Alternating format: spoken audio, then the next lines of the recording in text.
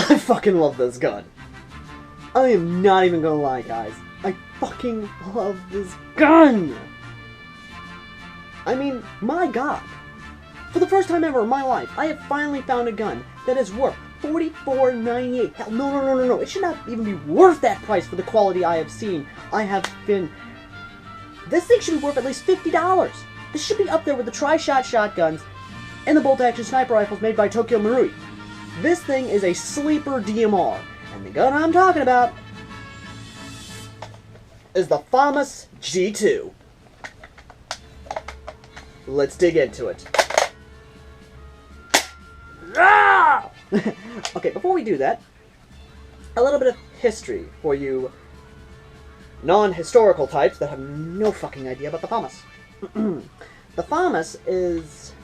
well, the word for it is actually pretty damn hard, so I'm just going to post it right here for about, 10 seconds. You see it? You reading it? Okay.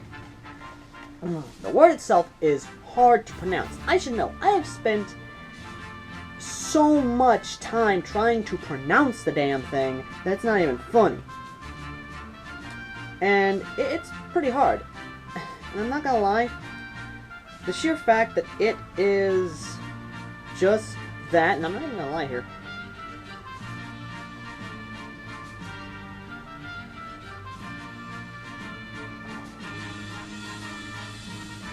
Sorry about that. It was my French friend texting me asking me if I was trying to pronounce the word, and I'm telling him no. But yes, the word itself, in my translation, may be a little bit rusty, so forgive me, it's been a couple of years since high school's French 101, but I believe it stands for, Fully Automatic Machine Assault System, or something along that line. Whatever, you know. I mean, you can rage in the comments down below if you want. I personally do not care. But the gun itself is actually the derivative counterpart from the actual Steyr AUG, which was released in the 70s. This gun, however, the Famas G1, was released in 1980. So Black Ops 1, you kind of got it wrong and you dropped the ball on that one, because a lot of people think that the gun actually came out in the 60s. It didn't. It came out in 1980. Now, it was in development during the 60s and 70s, well, during the late 70s when the Steyr AUG came on the scene, and yes, this gun was in development during the 70s, but not the 60s. So for those of you who think, oh my god, he's so wrong, look it up. I mean, I've got 2 gun books that say the same damn thing. It was introduced into service in 1980 with the French military, and is still in service to this day. However, the G3 version, which different variants, but the variants, it feeds basically a 5.56 by 45 French round and can feed NATO, which meets NATO standards. Not very good, not looking at the gun, but aside from that though, the gun itself is actually very good. I'm not gonna lie. The gun itself is very nice. The gun is made of mostly polymer construction, just as the real steel, and everything about it says wonders. Now, the G3 version, which is not released yet, feeds AR mags, M16, M4 magazines, and no longer the straight magazine. However, the straight box mag feeds about 30 rounds of the 5.56 by 45, and there's also a G2 version which fires 223 rounds. So for those of you who like the 223, congratulations, it can feed in 223.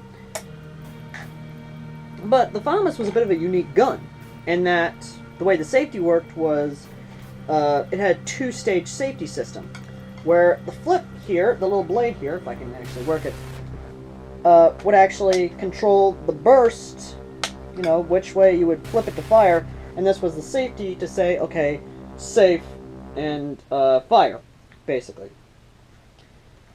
And what I love about it is that it actually had a very unique system as well, being fully ambidextrous. Now you're probably saying, oh, but if you switch left hand, you know, same problem with the L85, you're going to get brass in your teeth because, you know, right here's the shell. Not exactly. See this little groove right here? It's designed like that so that way when you switch this cheek rest over to the left side, it would lock in to that little niche and would make it so he would fire on the right. And the charging handle is obviously right here. And oh, that sound. I'm going to get into that sound for a second. Now, obviously this is where you would do the hop-up. And the hop-up is very good, actually. It's very nice. Now, as for significance of the gun, oh my god, there's a lot of significance to it. This gun is not only the iconic weapon for the French military, but it is also the most iconic gun for gamers, movie buffs, and a lot of others. Why? Think about it.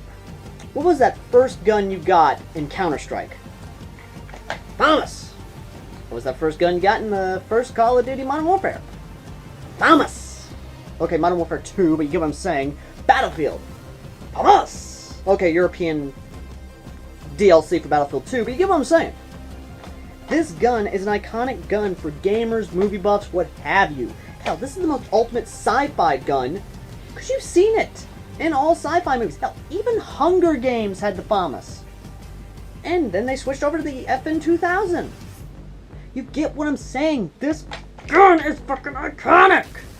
And is still in service. This very make and model is still in service today with the G3. And I'll tell you now, this gun, it's pretty damn comfortable. It's a very comfortable gun to fire. Granted, it's a little awkward, but still, it's very comfortable to fire. Now, what about the airsoft variant? What does the airsoft variant come with? Well, this one is the fully tack version, which I sadly sold the cheap scope and the foregrip and the flashlight, so yeah, you're not going to get that. But it does come with a rail system up here, which I didn't. I did run today, but you know what? You're going to see the footage real soon, and that's how it is. Now, I'll be right back, because I'm going to go get the scope mount. Kitty! Kitty! Kitty! Kitty! Kitty! Kitty! Kitty! Hey! I'm back with a scope. And yes, a lot of people have told me that I could do a paint job on this thing and make it look like the battle rifle from Halo. Well, yes and no. The Halo battle rifle had a magazine that actually fit into this, and while yes, it looks similar to it, it's really not. However, what I do like is that the scope mount actually sits up high enough so that way, if I have a face mask or anything like that, I can easily just do that. And I'll admit, I played with a face mask. I'm talking full face mask. And this thing actually saved me some time of being, you know, like that. But say you don't want a scope mount. Say you want to go classic old school Famas from your Counter-Strike glory days. Well, no worries. Slides right on. And you have a scope mount, and you have a rail system right there for anything else. And the cool thing is it comes with a tack rail that you can actually screw on here. Right here. See? I really do like that, I'm not going to lie. And you can screw it on here in these two things, and you have a rail system right there for a flashlight or a laser, which I took off this bottom rail because I personally didn't like it, and I'm not going to run any tack lights off this thing. I just love the cool old school look of the Famas. And if you want to know what this thing looks like fully tacked out, I have a picture of it right here. And I'm going to keep it up there for a second, so that way I can keep talking, and you can check it out. Now the Famas itself is actually kind of cool because you can actually do this, and this is based off the real steel variant as well. You can actually take off the barrel here and put on a shorter barrel if you want, or you can put on a nice little suppressor, which I know a lot of you are already asking, okay, where does the barrel begin? Where does the actual inner barrel begin? The inner barrel begins about right here, and it goes far all the way back to about here, which means you get about a good length barrel. And the barrel itself is a bit shorter Ugh, hell. I know, this is a lot, guys, but just bear with me, okay? This is my first time reviewing a Famas and a bullpup, and one with this kind of configuration of barrel thing. Like I said, this is my first time reviewing this damn thing, okay? Just give me time. Now, this is not the barrel of the Famas, but this is just a good example of how it is. Okay, so about right here is where it would be. And it comes to about, well, not completely here, but you get what I'm saying. This is how big of the barrel. You get about a standard M4 barrel. And this is what this is. This is an inner barrel of an M4. And this thing is pretty cool because you get a length of an M4, but you have the compactness of a PDW almost. And that's what I like. This thing is pretty compact, and I can corner with it pretty easy. Now the other features on it is the full polymer body, which is very good plastic. Very nice. And it has a rubberized, and it has a very good buttstock. Kitty? Cat! Kitty! Kitty! Don't do that! I'm reviewing! What is wrong with you? I love you, and I'm gonna love on you after the review, but dang it, Kitty! My cat, she's a diva. That's what she's a diva. Now, going on to the gun itself, the optics are actually pretty good. You have standardized optics, which you can adjust for windage, which means you can put left, right, what have you. And it comes up all the way if you're a tall person and goes a bit down if you're pretty short. But I'm pretty much standard, so yeah, that's where it is. That's where I have to sit it, so that way I can at least get some decent accuracy off. And I'm not gonna lie, the iron sights are very good iron sights.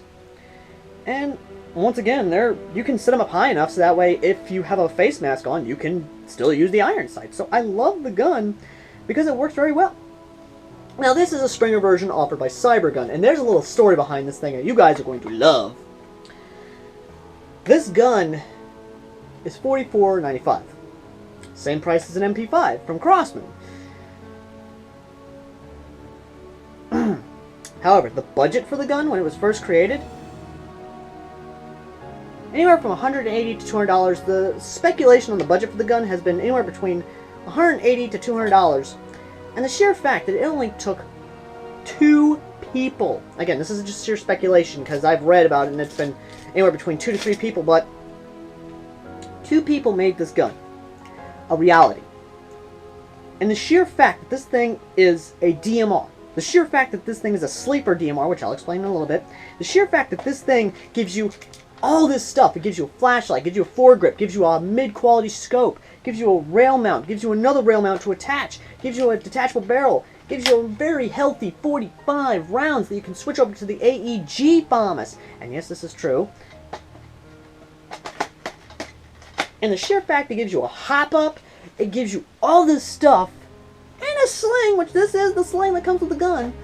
The sheer fact that this thing can be customized however way you want it speaks volumes for how much Cybergun cares for their customers when it comes to very good entry-level guns. And Springer. This is a spring gun. The FPS on it is about 350, but even so, the 350 FPS with this platform is accurate. I was able to hit my friend at a very good 100 feet with this. Going up against a shotgun, tri-shot shotty, which I will be reviewing next. But still, this gun is so amazing. And when I say it's a sleeper DMR, I mean this thing is so accurate. It can be used as a designated marksman's rifle. This thing can be used as a sniper. This thing is so accurate that for $44.95, you can get this and extra mags to use on this gun. I have heard people actually taking AEG mags and using it on this gun, which I'm going to see if it's true or not, because when I do get an AEG Famas, I'm going to see. But still, this gun is so worth the money. And you know what? I'm going to let the combat footage speak for itself. Let's head over to the range and see that combat footage. Play it! Oh. Oh my god, I love this gun.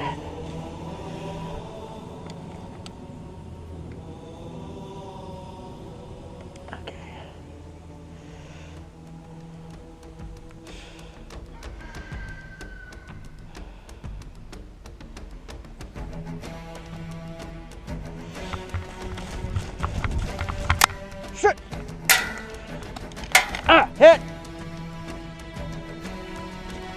shotgun.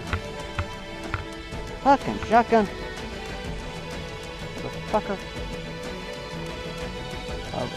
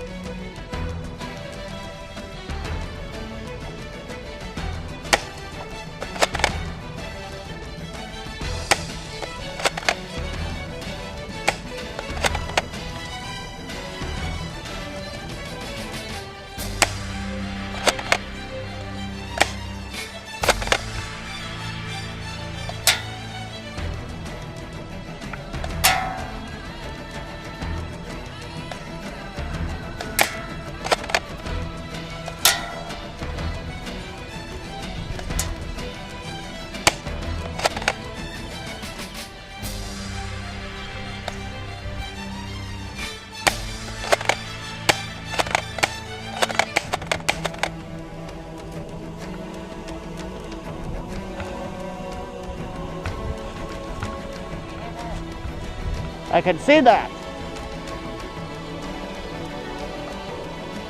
Mexican standoff.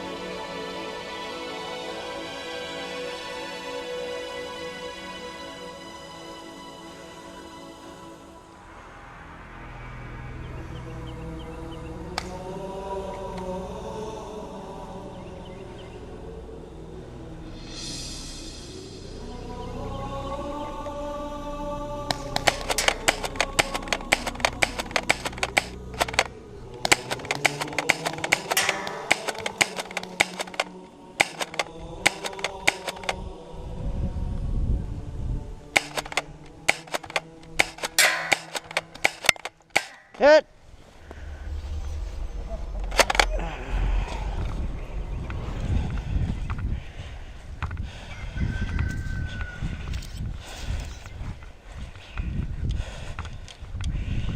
Me going up against a fucking tri-burst.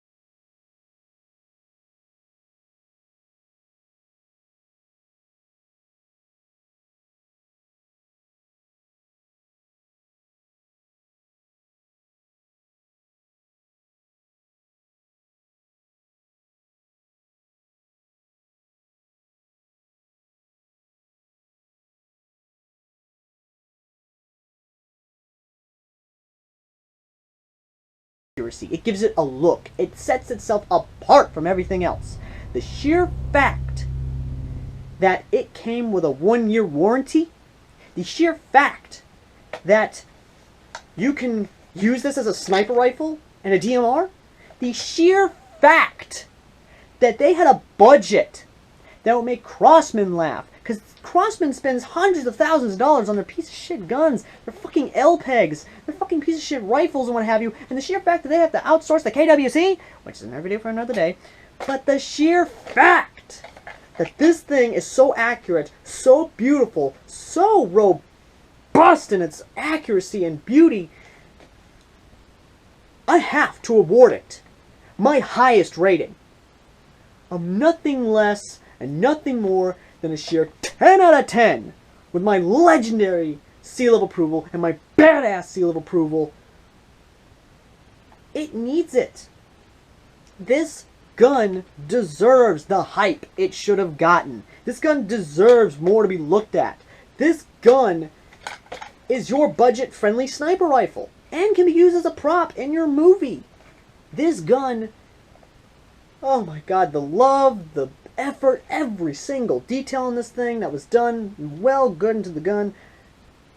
Cybergun, if you're watching this and you're hearing me, then know this. Your gun got a 10 out of 10 from me. And know that I am going to take a very heavy look at your products.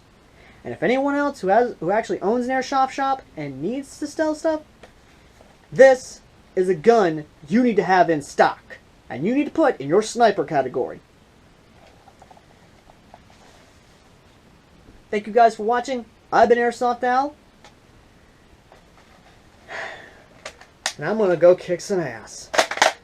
Vive la France! Ah!